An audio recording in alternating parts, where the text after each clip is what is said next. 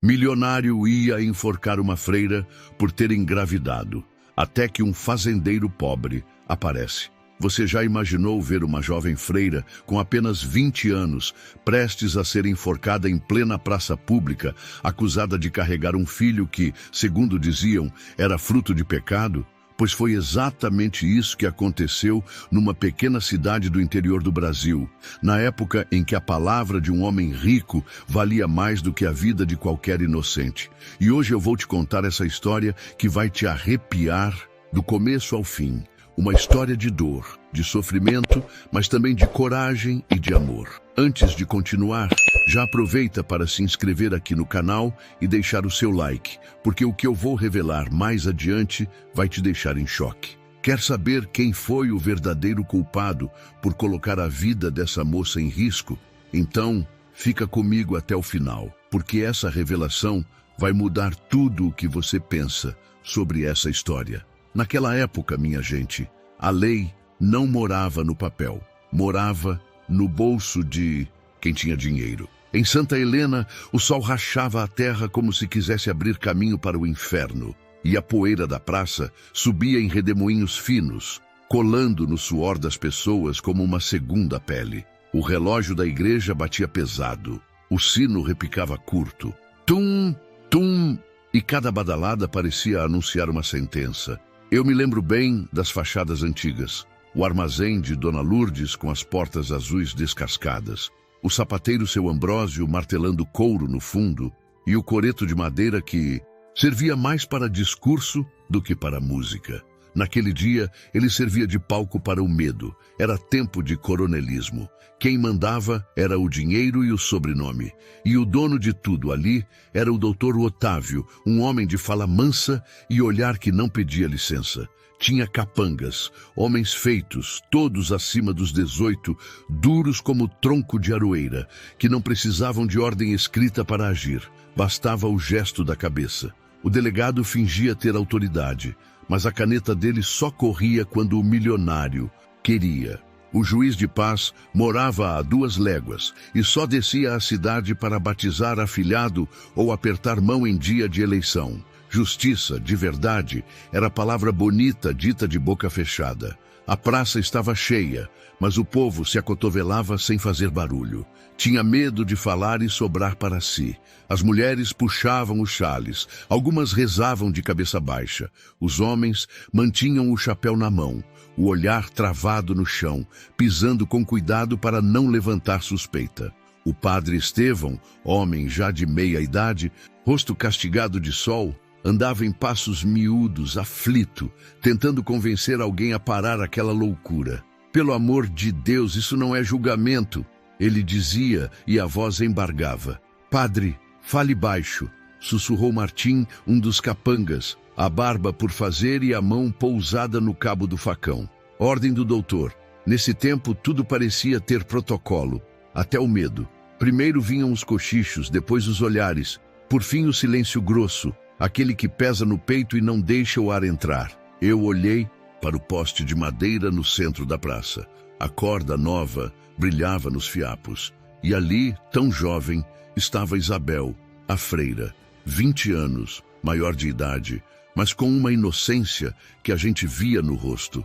O hábito já sem brilho, as mãos atadas, a respiração curta. Ela olhava a cidade como quem estivesse se despedindo de cada janela. A gente escutava de tudo nas esquinas. Disseram que pecou, arriscou Seu Ambrósio, limpando o martelo no avental.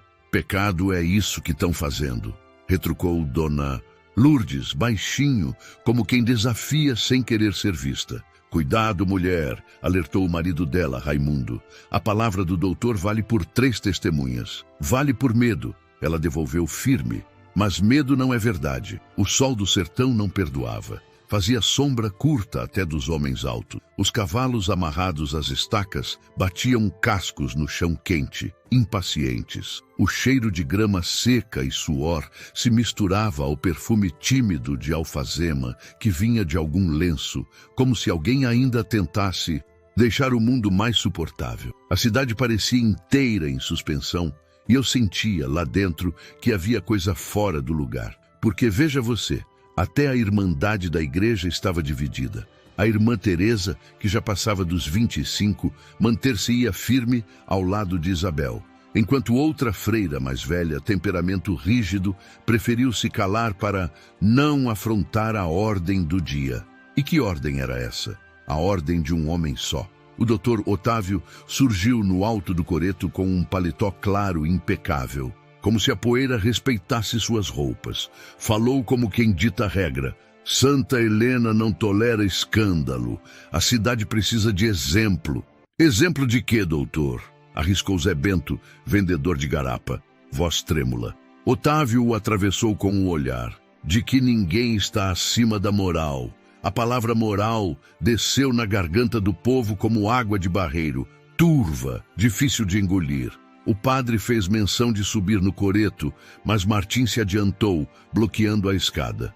O senhor pode rezar quando acabar. Agora é hora de silêncio. Silêncio é o que vocês mais conhecem, respondeu o padre, num sussurro de coragem. Eu fechei os olhos por um instante e ouvi o som do vento arrastando folhas secas, os estalos das tábuas sob os pés da multidão e a respiração de Isabel, curta, mas não rendida.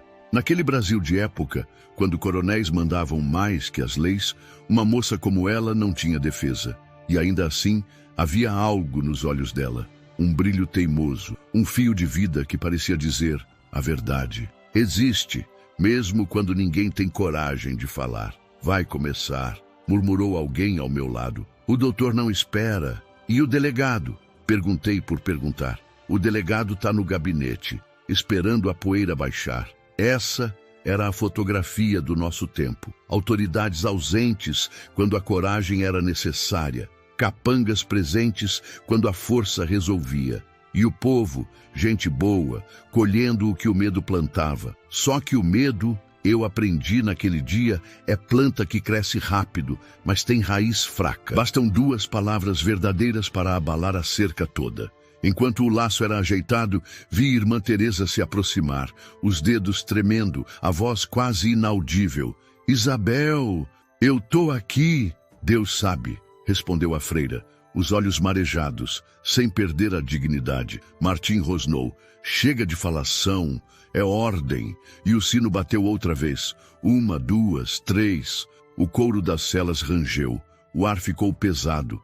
E por mais que a cidade tivesse se acostumado a baixar a cabeça, eu juro a você, naquele instante, dava para sentir que algo ia quebrar. Porque a época era dura, sim. O Brasil velho dos coronéis e da fome. Mas todo tempo de ferro carrega escondido um fiapo de brasa. E quando essa brasa encontra ar, o ferro estala. Você percebe? É por isso que eu te peço. Fica comigo, porque ainda hoje nesta história, a brasa vai achar o vento certo. E quando isso acontecer, a praça que parecia um cadafalso vai virar palco de outra coisa. Mas antes, você precisa conhecer quem era Isabel, para entender por que a cidade inteira, mesmo calada, tremeu quando ouviu o nome dela.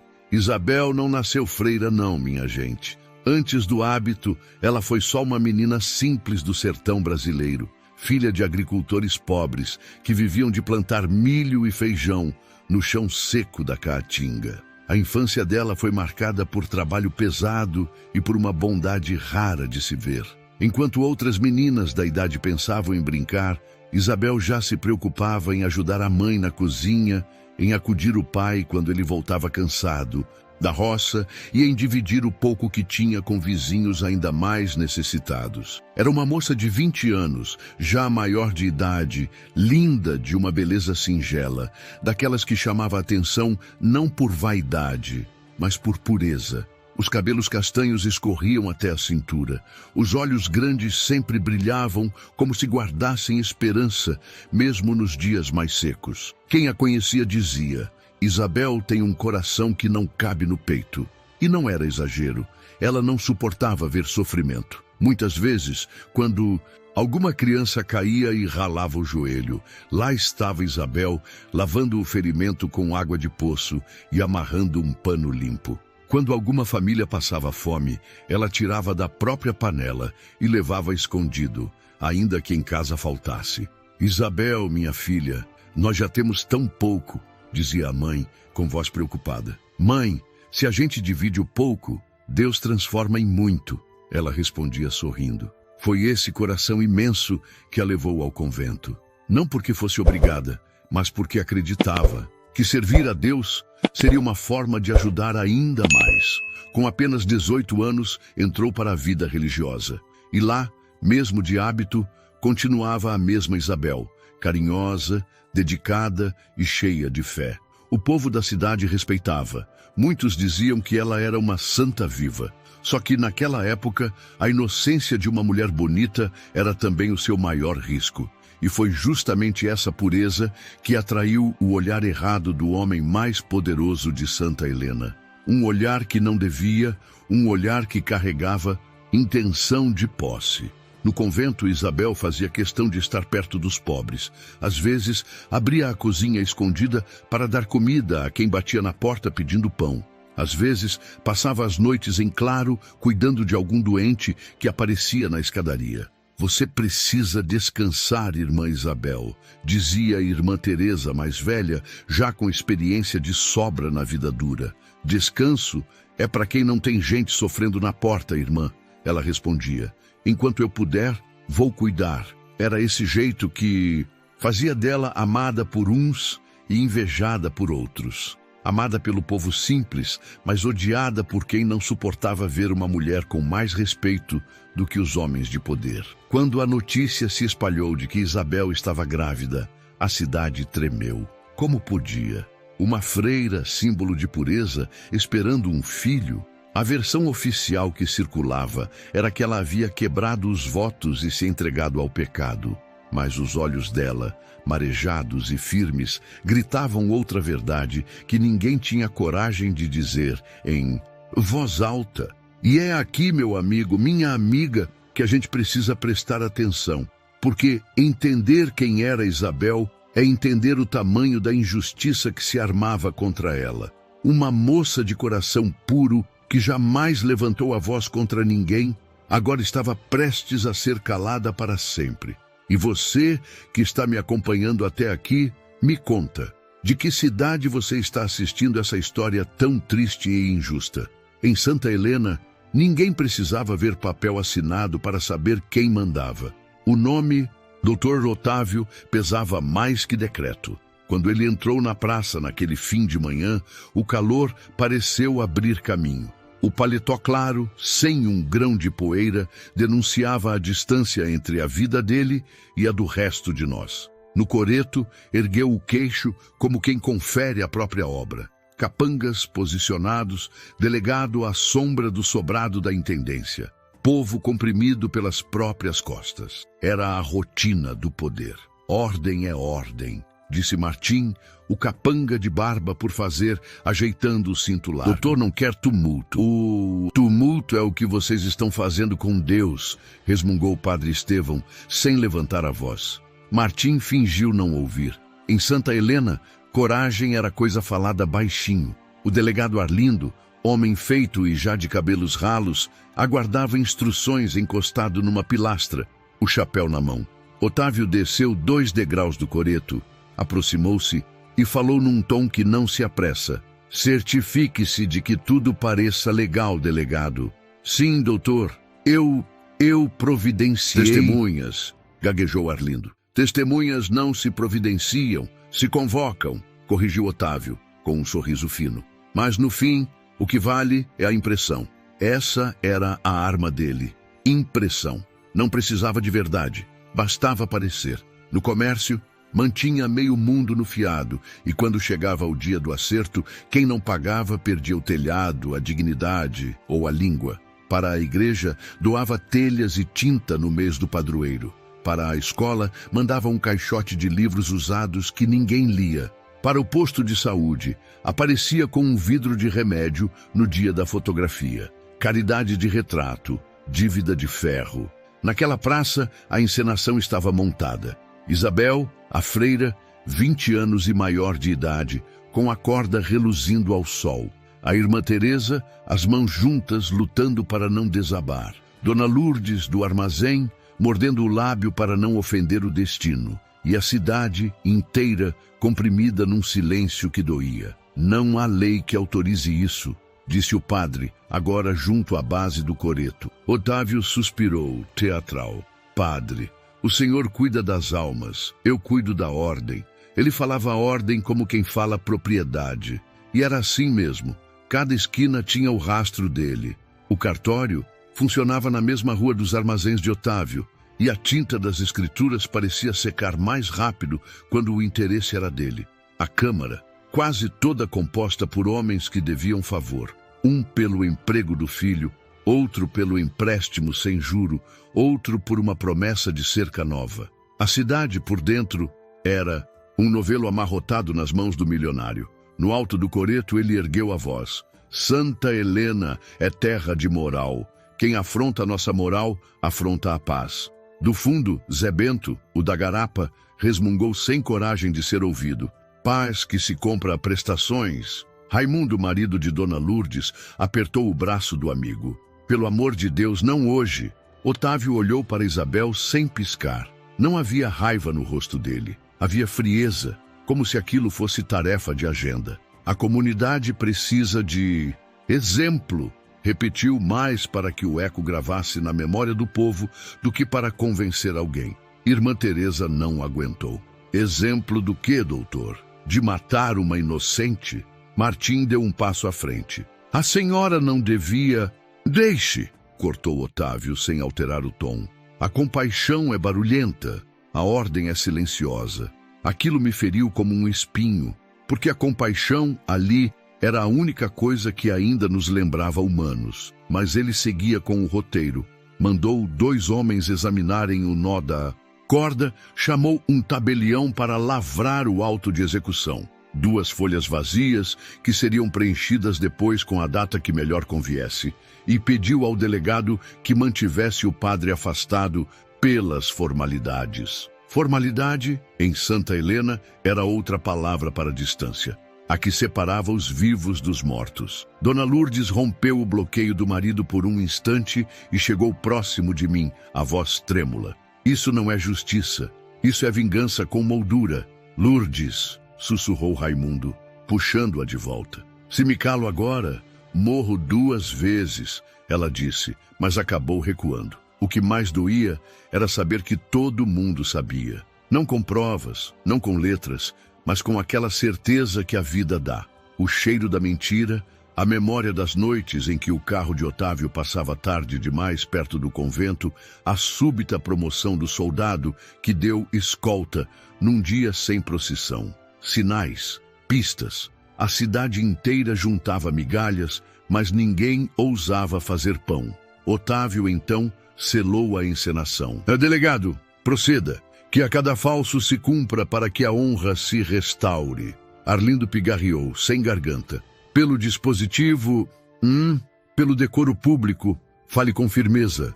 Guiou o milionário quase didático. Firmeza é o que sustenta a casa. A irmã Teresa segurou o rosto de Isabel num gesto de mãe que a vida lhe ensinou sem parir. Olha para mim, filha. Respira. Eu não tenho medo do fim, disse Isabel. E a frase não era bravata. Era cansaço e fé na mesma medida. Tenho medo do silêncio. Nesse momento, a tirania mostrou o que tinha de mais cruel. Leis de mentira, moral de aluguel, autoridade de empréstimo.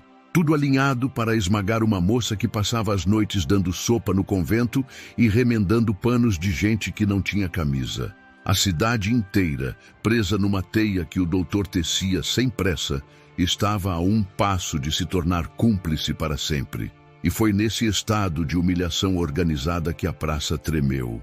Não pelo vento, o ar estava parado, mas por algo que vinha de longe, no compasso igual de um cavalo marrom. A tirania, pela primeira vez naquele dia, ergueu as sobrancelhas, porque o poder de Otávio já tinha tudo no lugar: a corda, o delegado, a aparência. Só lhe faltava uma coisa que ele nunca aprendeu a prever: a coragem de quem não tem nada a perder. Numa cidade como Santa Helena, a verdade não anda de cara limpa. Ela circula em bilhetes dobrados, cochichos na fila do pão, olhares que evitam se encontrar. E foi assim que o segredo de Isabel começou a Nascer para o povo, meio dito, meio calado, eu estava ali, no canto da praça, vendo a corda sendo ajeitada e lembrando de cenas que a cidade finge esquecer, mas que a memória insiste em guardar. Dias antes, numa noite de vento torto e céu fechado, o carro preto do doutor passara 2 vezes diante do convento. Não havia procissão, não havia missa. Só o barulho rápido das rodas no calçamento e um farol apagado às pressas na curva, como quem quer ser sombra. Dona Quina, parteira de mão firme e fama de santa, contou baixinho no balcão do armazém que viu um homem alto encostando no portão lateral do convento, aquele por onde só se entra para levar mantimento. Era a hora de gente dormir, não de fazer caridade, resmungou sem levantar a cabeça. Dona Lourdes ouviu, mordeu o lábio e só respondeu: quem não deve, não se esconde de noite. No convento, Irmã Teresa vinha notando, havia semanas, um cansaço diferente em Isabel. Mãos frias, tonturas ao amanhecer, olhos vermelhos de quem demorou para dormir. Numa tarde, sentou com ela no claustro, onde a sombra dá coragem para falar o que a luz não perdoa. Filha, olha para mim, disse Teresa, tocando de leve as mãos de Isabel. O que foi que aconteceu? Isabel travou o olhar no chão, respirou curto. Eu não escolhi... A voz saiu pequena e parou. Quem foi? Teresa insistiu, mas o cuidado do tom mostrava que ela já sabia que o nome pesava demais. Isabel balançou a cabeça, as lágrimas seguradas só por milagre. Se eu disser, ele acaba com a senhora, com o padre, com o convento, não era só medo, era certeza de que nomes grandes caem levando as casas junto. E esse é o método do poder antigo, fazer a gente acreditar que a verdade é cara demais para ser dita. Padre Estevão percebeu a mudança, procurou a irmã Teresa e os dois, sentados no banco de madeira atrás da igreja, fizeram um pacto de silêncio vigiado.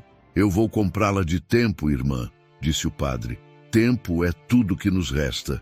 E eu fico com ela, até a coragem chegar. Que Deus nos proteja e que proteja a cidade quando a coragem chegar, padre. Teresa retrucou, porque sabia que coragem, quando aparece, bagunça a ordem de mentira. Lá fora, as pistas se multiplicavam.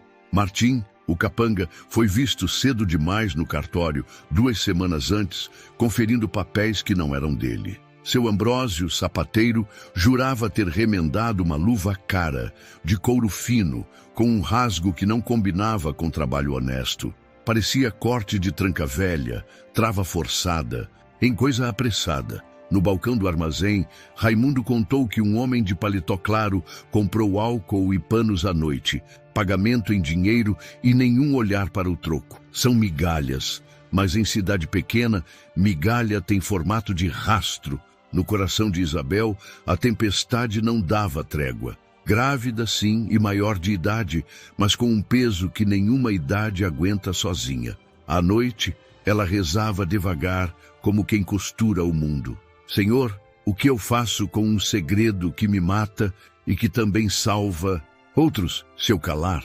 Irmã Teresa respondia com silêncio de mãe, enxugando-lhe a testa. Você respira. A gente tem o tempo a nosso favor. Alguém vai falar por você, e alguém quase falou. Zé Bento da Garapa jurava por tudo que era sagrado que tinha visto, na antevéspera, o doutor Otávio sair da lateral da igreja com o colarinho torto e um botão faltando. Contou isso baixinho a Dona Lourdes, que lhe cortou a fala no meio. Guarda tua língua, homem. Língua solta, corpo preso. Mas é que... não. Tem mas... Em Santa Helena, verdade sem proteção vira punhal. Na praça, naquele presente que doía, o delegado Arlindo fez menção de ler um papel.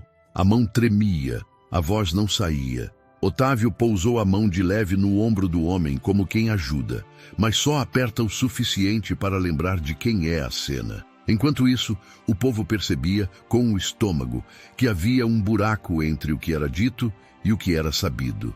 E buraco, em terra seca, acaba virando vala quando a chuva chega. Eu sei, e você também. Sabe, porque sente no corpo quando a injustiça passa que a cidade inteira carregava o mesmo pensamento. Não foi pecado, foi violência. Mas ninguém tinha ainda a palavra inteira para dizer isso sem morrer junto. E o segredo, esse bicho que come por dentro, já estava grande demais para caber em Isabel. Faltava, para ele nascer de vez, só uma voz que não devia nada a ninguém. Foi então que a poeira da rua principal levantou devagar, num ritmo de casco batendo certo, como se o chão chamasse por mudança. A tirania não percebeu de imediato, a praça sim. Muita gente não entendeu o porquê, mas endireitou a coluna. Porque quando a verdade vem montada, o corpo reconhece antes do pensamento.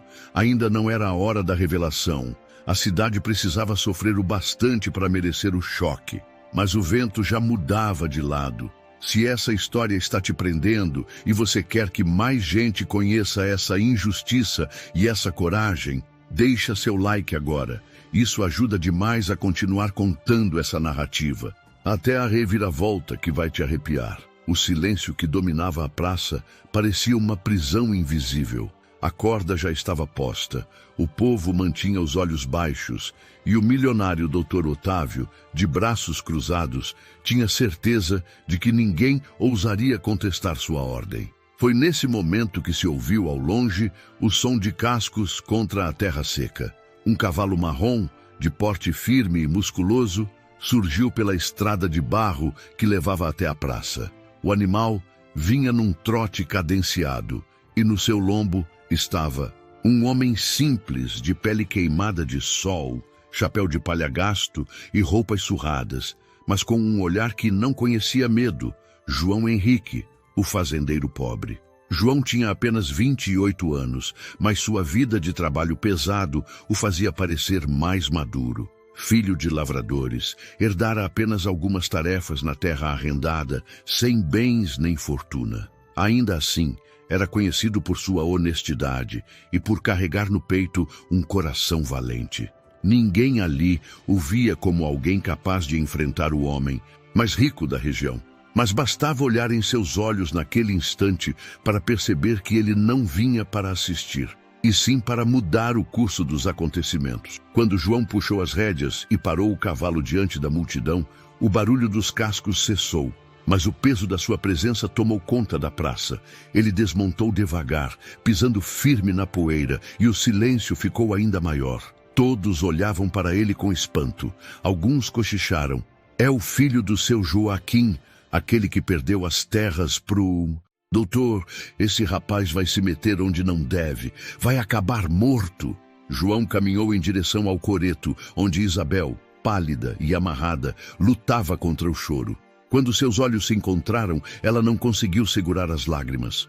A esperança, até então sufocada, brilhou em seu rosto. João, ela sussurrou quase sem voz. Dr. Otávio, com sua calma venenosa, desceu um degrau e encarou o fazendeiro de cima a baixo. O que significa essa interrupção? Perguntou num tom carregado de ironia. Não me lembro de ter convidado gente sem posses para dar opinião em assuntos de honra. João não baixou os olhos. Aproximou-se mais um passo e respondeu. Honra não é matar uma inocente, doutor. Honra é proteger quem não pode se defender. A multidão murmurou. Ninguém acreditava no que ouvia. Um homem simples, sem armas, sem influência, desafiando o mais poderoso de todos. Otávio riu de canto de boca, como quem acha engraçada a ousadia.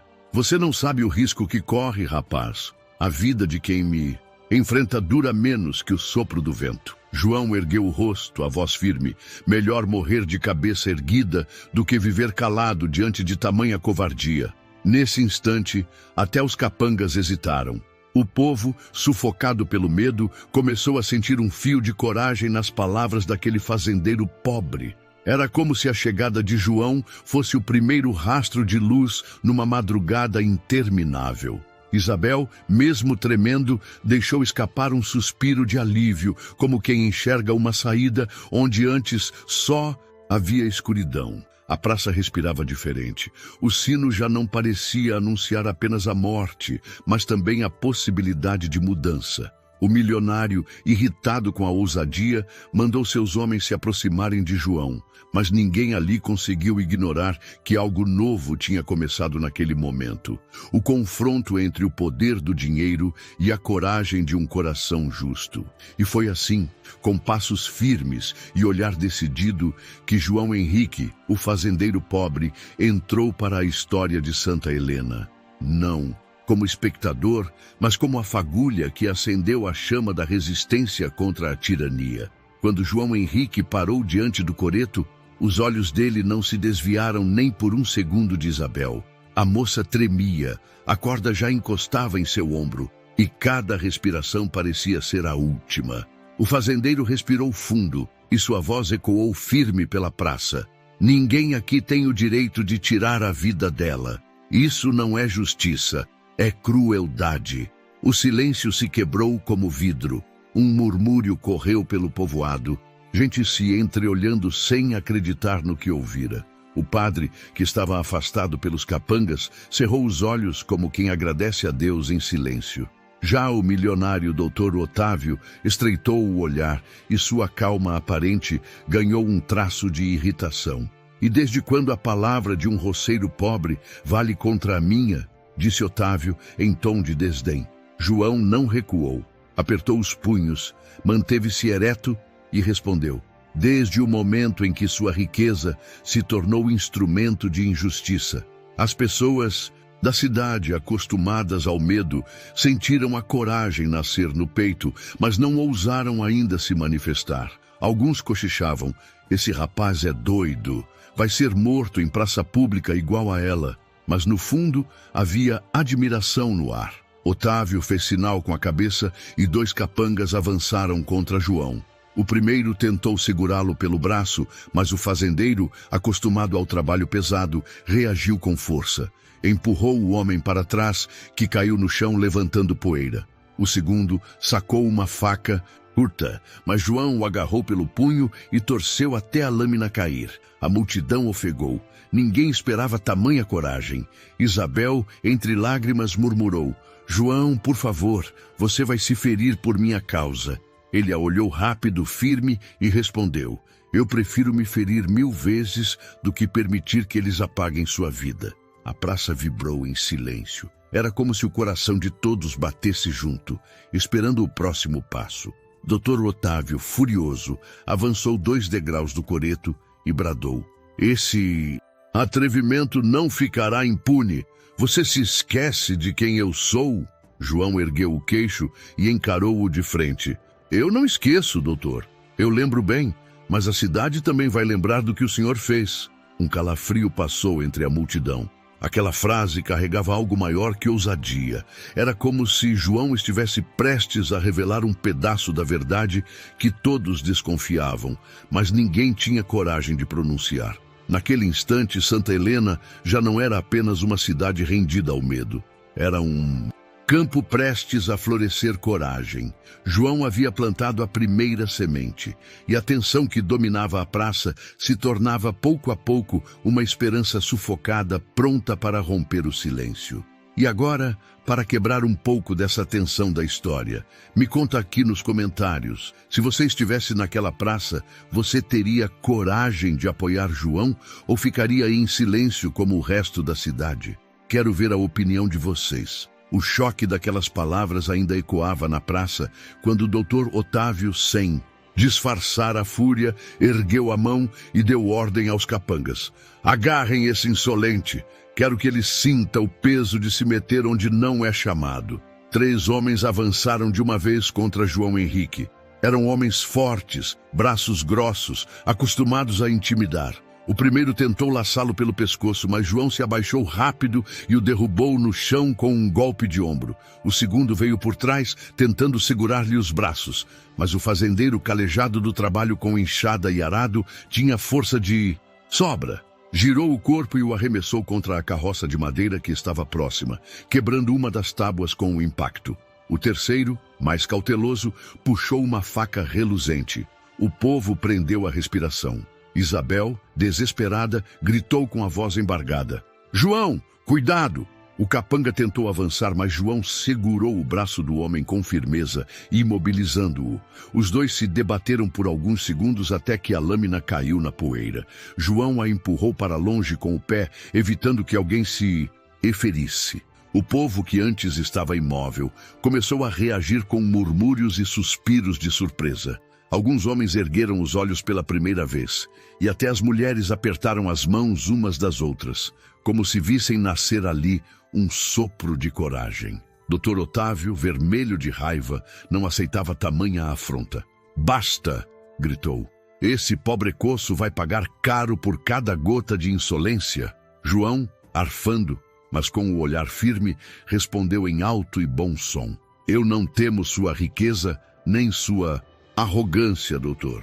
Eu temo apenas a injustiça que o senhor insiste em chamar de ordem." Os olhos de Isabel se encheram de lágrimas. Ela já quase não tinha forças para ficar de pé, mas aquele gesto devolvia-lhe um pouco da esperança. Mesmo amarrada, ergueu a cabeça e conseguiu murmurar: "Deus está contigo, João." O padre Estevão, aproveitando a distração dos capangas, avançou alguns passos e ergueu a mão. "Isso não é tribunal, Otávio. Isso é barbárie. Se existe lei nesta terra, ela precisa valer. Para todos, não apenas para os que têm ouro no bolso." A multidão, antes tímida, começou a se agitar. Vozes se ergueram, ainda baixas, mas agora perceptíveis. "Ele tem razão. Isso não está certo. A moça não merece isso." Otávio percebeu o risco. Seu poder sempre se sustentara pelo medo, e agora o medo começava a ceder lugar à indignação. Mas em vez de recuar, ele decidiu apertar ainda mais a corda da tirania. "Se alguém ousar me desafiar, vai ter o mesmo destino desta mulher", bradou, apontando para Isabel. A praça mergulhou num silêncio pesado, mas já não era o silêncio do medo absoluto. Era o silêncio da tensão, como o de um trovão que se forma no céu antes da tempestade. E ali, no centro da cidade, o confronto não era mais apenas entre um fazendeiro pobre e um milionário cruel. Era o confronto entre a coragem e a covardia, entre a verdade sufocada e a mentira que reinava há anos em Santa Helena. E, embora João estivesse só, sua postura ereta e sua voz firme começaram a despertar em cada pessoa presente a certeza de que a justiça não podia continuar amordaçada. Algo grande estava prestes a acontecer, e todos sabiam que nada naquela cidade seria igual depois daquele dia. Eu sei que muita gente naquela praça achava que João Henrique tinha aparecido do nada, movido por bravura de ocasião. Mas a verdade, minha gente, é que aquele rapaz já vinha carregando um peso que não contou a ninguém. O que ele trouxe no peito, naquela manhã, não foi só coragem, foi história. E história, quando explode, não pede licença. Na semana anterior, num fim de tarde, João tinha ido deixar sacos de milho para a cozinha do convento. Ele sempre fazia isso quando a colheita deixava sobrar um punhado. Encontrou irmã Teresa na porta lateral, aquela que quase ninguém usa, e percebeu um tremor no jeito dela que não combinava com o costume. "A senhora está bem?" perguntou, ajeitando o chapéu.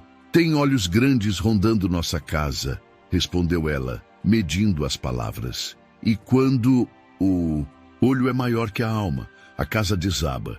João não insistiu, mas, na hora de ir embora, viu no chão, rente à tranca do portão, um fiapo de couro fino e um botão dourado com uma letra gravada. Ele guardou no bolso, como quem guarda um pressentimento. Mais tarde, naquela mesma noite, o fazendeiro ouviu do rancho onde dormia o galope de um animal leve e caro. Esse som a gente conhece de longe. Não era cavalo de peão, era cavalo de gente grande. João saiu à meia luz e viu ao longe, na direção do convento, um farol abafado por um lenço, indo e voltando. O mesmo truque que capanga usa para não ser visto. No dia seguinte, cedo, ele voltou ao convento com um motivo qualquer, só para tirar a dúvida que já ardia. Encontrou Isabel pálida, segurando as bordas do hábito para não desmaiar. "Isabel, aconteceu alguma coisa?" ele perguntou baixo. Ela tremeu, tentou falar, e o silêncio foi a única palavra que saiu. Mas, no canto do claustro, João notou um risco recente na madeira do portão, como de trava forçada, e marcas frescas de ferradura com cravo duplo, ferragem de animal de raça, coisa que só o doutor Otávio mandava vir da capital. A cidade toda carregava pedaços desse quebra-cabeça. Dona Quina tinha visto o homem alto na noite errada. Zé Bento jurava pelo santo nome que o colarinho do doutor amanhecera torto e o botão faltando. O sapateiro Ambrósio remendara uma luva de couro fino, rasgada em lugar que só arrebenta quando a mão força a porta. Mas pedaços soltos não viram verdade. Sem alguém que ponha o coração na fogueira. João topou ser esse alguém. De volta à praça, com a cidade inteira encarando a corda, João passou a mão no bolso do colete surrado. Os capangas ainda rondavam, mas ele ergueu a voz antes que o medo voltasse a governar. "O senhor fala de honra, doutor?" disse, mirando Otávio, pois a sua honra deixou rastro. Tirou do bolso o botão dourado com a letra O. O metal brilhou sob o sol como uma confissão involuntária. Um murmúrio correu por todos. "Isso é adereço barato", debochou Otávio, mas o canto da boca não sustentou o desprezo por muito tempo. "Barato é o senhor chamar de moral aquilo que fez à noite", retrucou João. "Eu vi a ferradura do seu cavalo no portão do convento. Eu vi a tranca quebrada. E não foi Deus que quebrou." Isabel, que até então se agarrava ao último fio de ar, ergueu os olhos devagar. Havia dor ali, mas havia também alívio de quem não precisa mais sustentar sozinha uma montanha. Irmã Teresa deu um passo à frente. "Eu ouvi barulho naquela noite", disse, a voz firme de quem escolhe a própria cruz. "E no dia seguinte, encontrei no chão este fiapo de couro fino que não é nosso." Ela tirou do bolso do hábito o pedaço que completava o rasgo da luva. Seu Ambrósio assentiu de longe, os olhos marejados. "A costura é minha. Eu remendei uma luva dessas. O dono não quis recibo, só pressa." O delegado Arlindo empalideceu. Não porque amasse a justiça, mas porque sentiu o vento mudar de rumo. Já não dava para fingir que nada estava acontecendo. E foi então que João fez o que ninguém esperava. Abriu o próprio passado diante de todos. "Eu não estou aqui por heroísmo", disse, o peito arfando. "Estou aqui porque perdi as terras para esse homem. Porque vi minha mãe definhar quando ele nos cobrou o fiado com juros de ferro. E porque não vou permitir que outra vida seja tomada pela mesma mão. E, sobretudo, estou aqui porque Isabel não é culpada de nada." Otávio tentou rir, mas a voz falhou. "História bonita, rapaz. Falta prova." "Prova?" repetiu João. "A criança que ela carrega é a prova do que o senhor fez." A praça travou. O ar ficou grosso. Não havia uma descrição crua. Não havia espetáculo da dor. Havia a verdade em sua forma mais dura. Isabel apertou as mãos, tomou coragem e, ainda que a voz quase não saísse, conseguiu dizer: "Eu não consenti, e ele sabe." O mundo, por um segundo, ficou do tamanho de um alfinete. A frase de Isabel caiu como pedra no espelho d'água. Espalhou ondas que alcançaram até os homens mais acostumados a obedecer. Dona Lourdes chorou sem esconder. Raimundo engoliu seco. O padre Estevão fez o sinal da cruz, não como rito, mas como pedido de força. Ainda não era a hora do desfecho. A cidade precisava atravessar a ponte da indignação para chegar na margem da coragem. Mas a partir daquele instante, ninguém ali podia fingir que não sabia, porque o passado escondido, enfim, tinha nome, rastro e voz. E quando a verdade ganha voz, o medo começa a perder a língua. Se você está firme acompanhando essa história e quer ver onde essa coragem vai levar, me diz, já se inscreveram no canal para não perder os próximos capítulos? O que João Henrique tinha revelado caiu sobre a praça como um trovão em dia de céu limpo. Ninguém se moveu de imediato. As palavras ainda ecoavam. A criança que ela carrega é a prova do que o Senhor fez. Aquelas sílabas não podiam ser desfeitas. O peso da verdade se espalhou como fogo em palha seca, incendiando corações até então dominados pelo medo. As pessoas começaram a murmurar. Primeiro foram sussurros, depois frases entrecortadas. Eu sempre desconfiei. Ele vivia rondando o convento. Então era isso. O doutor é o culpado. Dona Lourdes, com os olhos cheios de lágrimas, falou alto sem perceber. Meu Deus, estavam matando a moça por um crime que não foi dela. Alguns homens antes calados ergueram o olhar. Seu Ambrósio, o sapateiro, deu 2 passos à frente e disse: eu vi sim o rasgo da luva. Foi pressa de quem queria esconder algo. Agora tudo faz sentido. O clima mudou. A praça não era mais um espaço de resignação. Era um campo carregado de raiva contida. O padre Estevão ergueu as mãos, tentando acalmar os ânimos. Meus irmãos, não deixemos a fúria nos cegar. Mas não podemos mais fingir que não sabemos quem é o verdadeiro culpado. Dr. Otávio, percebendo a mudança no ar, tentou retomar o controle. Sua voz, ainda imponente, soou mais dura do que firme. Silêncio! Gritou. Vocês não vão acreditar em mim, o homem que sustenta essa cidade. Mas o silêncio não voltou. Pelo contrário, as vozes cresceram. Um pescador chamado Arlindo Pequeno, que sempre baixava a cabeça, gritou: o senhor sustenta o medo, não a cidade. O capanga Martim, nervoso, levou a mão à faca, mas recuou ao perceber que a multidão não estava mais curvada. Alguns homens deram passos firmes em direção ao coreto.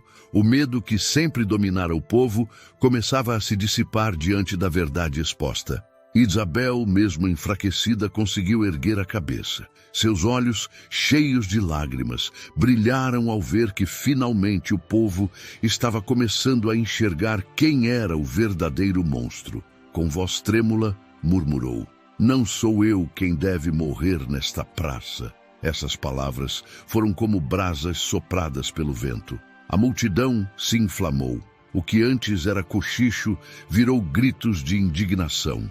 Mulheres se abraçavam, homens cerravam os punhos, jovens olhavam uns para os outros, tomando coragem de enfrentar. Aquilo que por anos parecia impossível. E foi nesse instante que o poder de Dr. Otávio começou a ruir. Não porque ele tivesse perdido sua riqueza ou seus capangas, mas porque a multidão, pela primeira vez, havia encontrado algo mais forte do que o medo: a consciência da verdade. A praça inteira parecia tremer. Não pelo galope de cavalos, mas pelo despertar de vozes que nunca antes tinham sido ouvidas. Santa Helena não seria mais a mesma, e Otávio, pela primeira vez em anos, sentiu que não estava diante de um povo submisso, mas diante de uma multidão em choque que pouco a pouco se transformava em multidão indignada. O peso das revelações pairava no ar como uma tempestade prestes a desabar. O milionário Dr. Otávio, acostumado a dominar com um gesto ou uma palavra, agora estava encurralado pelos olhares da própria cidade. O suor escorria-lhe pela testa, não pelo calor da tarde, mas pelo medo de perder o poder que sustentara sua vida inteira. Isabel, ainda com a corda ao redor do pescoço, olhou firme para ele. Seus olhos, cheios de lágrimas, carregavam uma força que ninguém imaginava que ela tivesse. A multidão esperava, em silêncio, como se aquele instante fosse decidir o destino de todos. Ela respirou fundo, mesmo com dificuldade, e disse com a voz embargada: ele está dizendo a verdade. João fala a verdade. Foi como se o mundo parasse. Cada palavra dela caiu como pedra no coração de todos. Não havia mais dúvida, não havia mais espaço para boatos. A própria vítima estava confirmando diante de todos que o homem mais poderoso da cidade era o verdadeiro culpado. Dr. Otávio tentou reagir, mas sua voz falhou. É mentira! Gritou com desespero. Ela mente para esconder sua vergonha. Mas ao dizer isso, sua expressão o traiu. O tremor em suas mãos, o olhar que se desviava, o rubor em seu rosto. Era como se todo o corpo confessasse o que a boca tentava negar. João, ainda suado da luta contra os capangas, ergueu a voz. A cidade inteira já sabia, doutor. Só faltava coragem para alguém dizer em público. E agora não é só a palavra de um fazendeiro pobre, nem só a dor de uma mulher inocente. É a verdade que saiu da boca dela diante de todos. A multidão reagiu com um burburinho que cresceu em volume, como um rio transbordando. Mulheres choravam abraçadas, homens cerravam os punhos de raiva. O padre Estevão ergueu o crucifixo, não como símbolo de silêncio, mas como testemunha de que a justiça de Deus estava exposta diante dos homens. Dona Lourdes, em lágrimas, falou alto. Uma freira inocente, grávida contra a própria vontade, quase morta em praça pública. Isso não é pecado dela, é crime dele. As vozes ecoaram juntas, e o povo já não era mais a multidão amedrontada do início. A praça inteira começava a se unir contra o coronel que por tanto tempo ditou as regras da cidade. Otávio, acuado, recuava para trás, tentando manter a pose, mas todos sabiam. A verdade tinha sido dita. A máscara dele estava quebrada, e nada poderia consertar o que os olhos de Isabel haviam revelado. E agora, para quebrar um pouco a tensão dessa história pesada, eu quero saber de vocês. Essa freira merece justiça? Então comenta aí embaixo, justiça por Isabel, se você acredita que a voz dela não pode ser calada. Quando Isabel confirmou com a própria boca que não havia pecado, a praça ficou suspensa no ar. Eu juro, dava para ouvir o couro das celas estalando e o farfalhar dos chales. Foi então que aconteceu o que ninguém esperava. O primeiro a se mexer foi seu Ambrósio, o sapateiro, homem tímido que raramente levantava a voz. Ele deu 2 passos à frente e disse, numa coragem que não era costumeira, chega, isso não vai continuar. Esse chega abriu caminho.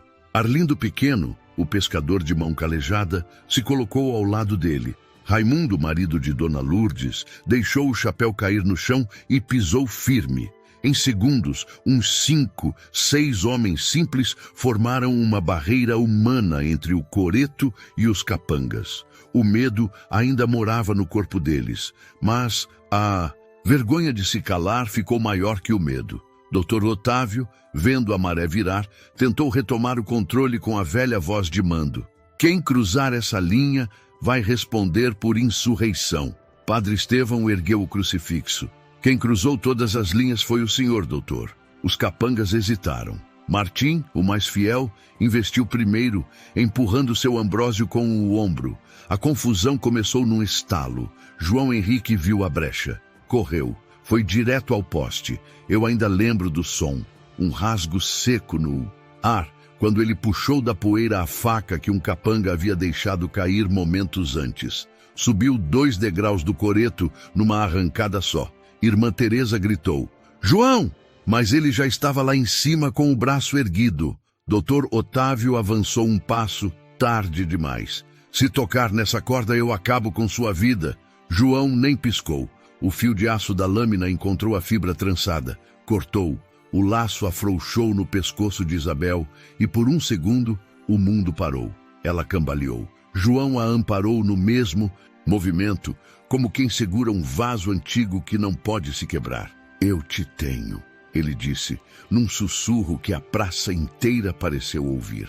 O efeito foi imediato.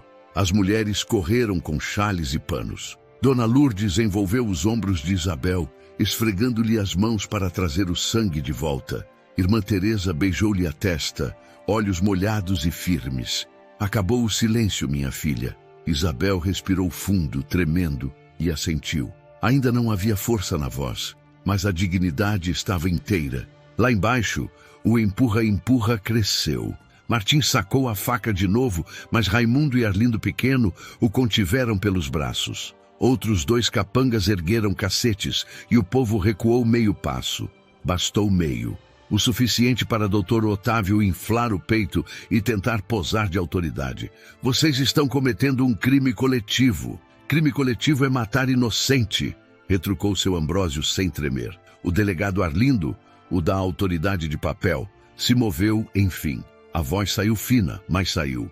Baixem as armas. Baixem agora. Ninguém obedeceu, nem ao delegado, nem ao doutor. Pela primeira vez, a praça só ouvia a si mesma. João desceu do coreto com Isabel nos braços. Não houve espetáculo, houve cuidado. Ele a colocou numa cadeira trazida às pressas do armazém. Irmã Teresa examinou-lhe o pescoço, ajeitou o hábito, ofereceu água em goles pequenos. Padre Estevão se pôs à frente deles, como um escudo magro, mas decidido. Se alguém tocar nela de novo, vai ter de passar por mim, disse o padre. E não era bravata, era voto. O vento mudou de lado. Eu senti. O pó que antes entrava nos olhos agora secava as lágrimas do rosto do povo. Dr. Otávio, percebendo que a encenação tinha ruído, fez sinal para os seus. Martim tentou abrir caminho a cotoveladas, mas já não havia espaço para a velha ordem. O povo fechou em roda, não para linchar, mas para conter. Era um cerco de gente que dizia com o corpo: basta. João, suado, o peito subindo e descendo, olhou ao redor e falou alto, sem arroubo, sem discurso. Hoje vocês viram com os próprios olhos. O resto a gente resolve com a lei de verdade. A palavra lei soou diferente naquele dia. Não era mais o papel dobrado no bolso do doutor. Era o acordo silencioso de uma cidade que decidiu crescer de uma vez. Isabel, amparada, levantou por si. As pernas ainda falhas, mas a coluna reta. Ela encarou a praça como quem volta à própria vida. Irmã Teresa enxugou-lhe o rosto. Dona Lourdes apertou sua mão. E o sol, que até então só queimava, pareceu iluminar. Ninguém sabia como seria o minuto seguinte. Dr. Otávio ainda tinha dinheiro, homens, influências. A história não acabara. Não ali, não assim. Mas o fio que sustentava a crueldade havia sido cortado junto com a corda. E quando o fio se rompe, o peso cai. Primeiro na consciência, depois no chão. Foi essa a virada. Isabel fora salva do laço, a cidade do silêncio. O resto, a conta verdadeira, a justiça que não cabe em coreto, viria a seguir, do jeito que Santa Helena nunca tinha visto. Porque a partir daquele instante, o povo aprendeu que coragem também se aprende. E ninguém desaprende coragem. A praça já não era mais a mesma. O espaço onde antes reinava o silêncio pesado, agora estava tomado por vozes, lágrimas e a respiração acelerada de um povo que parecia ter despertado de um pesadelo. João Henrique, de pé ao lado de Isabel, mantinha o olhar fixo em Dr. Otávio. O milionário, acuado, já não tinha a postura imponente de antes. Seu paletó claro agora estava coberto de pó. O cabelo desalinhado e os olhos, antes cheios de arrogância, revelavam algo que ele nunca havia mostrado em público: medo. Os capangas, confusos, começaram a dar passos para trás. Martim, que sempre fora o braço direito de Otávio, hesitou ao ver os homens e mulheres do povoado formando uma roda que se fechava em torno deles. Já não havia espaço para a tirania. O medo havia trocado de lado. Um jovem chamado Tonico, filho de pescadores, gritou do meio da multidão: basta! Quantas vidas mais o Senhor precisa destruir para se sentir dono dessa cidade? Outros se juntaram. Chega, Otávio! A Isabel não é culpada. O crime é do Senhor. Aquelas vozes ecoavam como sinos de libertação. O delegado Arlindo, percebendo que a multidão já não obedeceria às ordens de Otávio, deu 2 passos à frente, o chapéu nas mãos trêmulas, e murmurou: doutor, eu não consigo mais sustentar isso. A cidade não aceita. Otávio virou-se para ele, os olhos em fúria. Covarde! Você também vai me trair? Mas já era tarde. O povo avançou, não com armas, mas com corpos decididos. Alguns homens tiraram o paletó de Otávio à força, outros o empurraram para fora do coreto. Ele tentou resistir, mas foi vencido pelo número e pelo peso da indignação. O padre Estevão ergueu a voz, firme: não levantem as mãos para matar. A justiça que buscamos não pode ter o mesmo sangue que condenamos. A multidão se conteve. Em vez de linchar, empurraram o milionário para fora da praça, humilhado, gritando ameaças que já não assustavam mais ninguém. Seus capangas, sem comando, dispersaram em silêncio. Alguns até abaixaram a cabeça, reconhecendo a derrota. Isabel, ainda fraca, foi envolvida pelos braços das mulheres da cidade. Dona Lourdes ajeitou-lhe o hábito rasgado. Irmã Teresa segurava sua mão com firmeza. João, suado e com o rosto marcado pela luta, se ajoelhou diante dela e disse baixinho: "Agora você está livre. Ninguém mais vai tocar em você." Isabel chorou. E não era mais choro de desespero, mas de alívio. Naquele dia, Santa Helena assistiu ao impossível. O povo simples, que sempre calava, se levantou contra o mais poderoso. Não foi a força do dinheiro que venceu, foi a coragem nascida da dor de uma freira inocente e da bravura de um fazendeiro pobre que se recusou a ver a injustiça vencer. E é por isso que, até hoje, muitos contam essa história como a prova de que quando o silêncio se rompe, a verdade encontra voz. E agora, para quebrar um pouco essa emoção forte, vocês gostam de histórias impactantes e emocionantes da época, como essa que acabei de contar? Então comenta aí embaixo, amei a história, se gostou, e se não gostou também nos fale, porque é muito importante saber a opinião de vocês para eu trazer novas histórias feitas sob medida para cada um. Quando o tumulto cessou e Dr. Otávio foi expulso da praça sob vaias e olhares de desprezo, o silêncio voltou. Mas agora era um silêncio diferente. Não era mais o peso do medo, e sim o respiro de quem se liberta. O povo se espalhou, cercando Isabel, cuidando dela como se fosse uma filha de todos. Era como se a cidade inteira quisesse devolver a vida que quase lhe havia sido arrancada. João Henrique permaneceu ao lado dela, o rosto marcado de poeira, sangue seco no braço da luta com os capangas, mas os olhos cheios de ternura. Ajoelhou-se ao seu lado, segurando a mão dela com firmeza. "Isabel, você não está sozinha", disse com a voz firme, mas embargada pela emoção. Ela, exausta, respirava com dificuldade.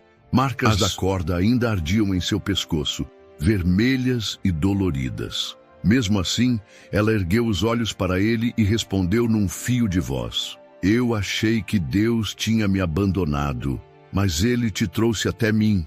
O padre Estevão, emocionado, enxugou discretamente uma lágrima.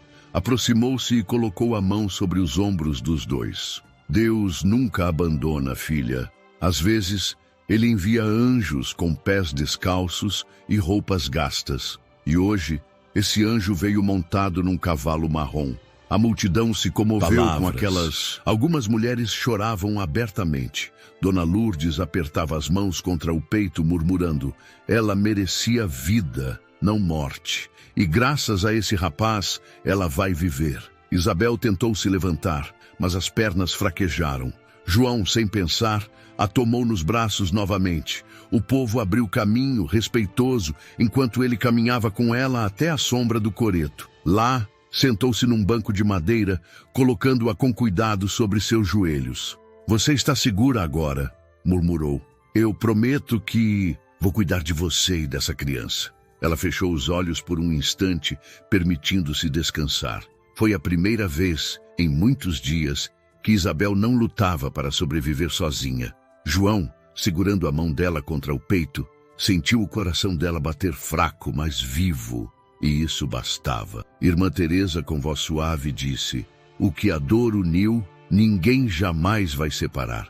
Vocês dois carregam as marcas desse dia, mas é dessas marcas que pode nascer um novo começo." O sol começava a baixar no horizonte, tingindo a praça de um dourado suave.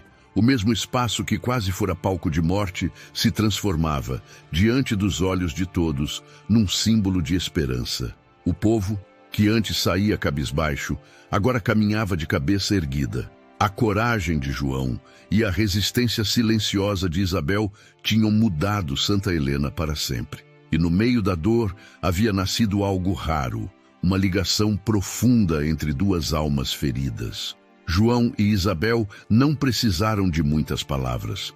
A dor que compartilharam já os havia unido, de um jeito que ninguém poderia desfazer. Naquele instante, sob o calor do entardecer, com as marcas ainda frescas e a vergonha do opressor exposta diante de todos, o amor nasceu. Não um amor fácil, mas um amor verdadeiro, moldado no sofrimento e na coragem. E foi ali, na praça que testemunhou o pior, que também floresceu o mais bonito recomeço. O entardecer tingia a praça de tons alaranjados, e o vento leve que corria parecia varrer os restos da injustiça que quase havia marcado Santa Helena. E para sempre, Isabel, ainda frágil, foi amparada por João Henrique até a saída. A cada passo, o povo olhava para ela não mais com desconfiança, mas com respeito e compaixão. Muitos choravam em silêncio, outros juntavam as mãos em oração. João, com o rosto cansado, mas firme, falou diante de todos: que esse dia nunca seja esquecido. Hoje não foi apenas Isabel quem foi salva, foi a dignidade de toda uma cidade. O padre Estevão assentiu e completou: e que cada um aqui leve consigo a lição de que o silêncio diante da injustiça também é pecado. Isabel, com a voz fraca, mas carregada de verdade, disse: eu vivi a dor mais profunda, mas também encontrei a coragem e o amor no lugar onde achei que fosse morrer. João me salvou, mas o que salvou esta cidade foi a coragem de todos vocês. A multidão aplaudiu, não em festa, mas em reverência. Era o som da libertação, da união e da verdade que finalmente havia encontrado espaço para nascer. Dr. Otávio fugira em desonra e a cidade jamais o veria. Da mesma forma, já João e Isabel, marcados pela dor, mas unidos pelo sofrimento, encontraram um no outro a força para recomeçar. E assim terminou aquele dia. A praça, que quase foi palco de morte, transformou-se em símbolo de esperança. O povo voltou para suas casas com o coração leve, e Santa Helena nunca mais esqueceu da freira inocente e do fazendeiro pobre que ousaram enfrentar o impossível. Agora, eu quero muito saber a sua opinião. O que você achou dessa história tão emocionante? Deixe aqui, nos comentários. Se você gostou, já deixa o seu like, se inscreva no canal para não perder as próximas histórias e compartilhe este vídeo com seus amigos e familiares, porque tenho certeza de que eles também vão se emocionar. E não esquece, clique agora na próxima história que já está aparecendo aí na tela. Nos vemos lá.